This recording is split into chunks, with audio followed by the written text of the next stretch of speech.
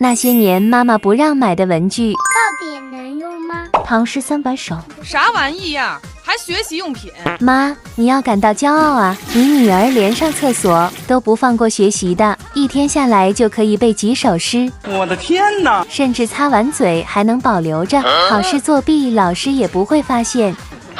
泡面碗，你说来个红烧牛肉还是炖鸡汤呢？吃啥泡面吃肉痒啊？哎呀，先别激动嘛，说不定里面藏着学习用品呢。明明就是泡面还解释？这是橡皮擦啊，别冤枉我！不信我再拆一个你看。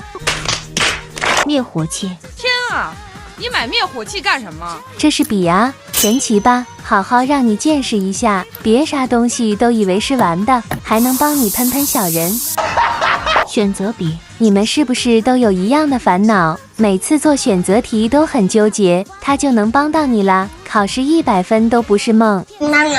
小螃蟹，抓个螃蟹来干啥呀？废话，养你的啊！等下就把它清蒸了。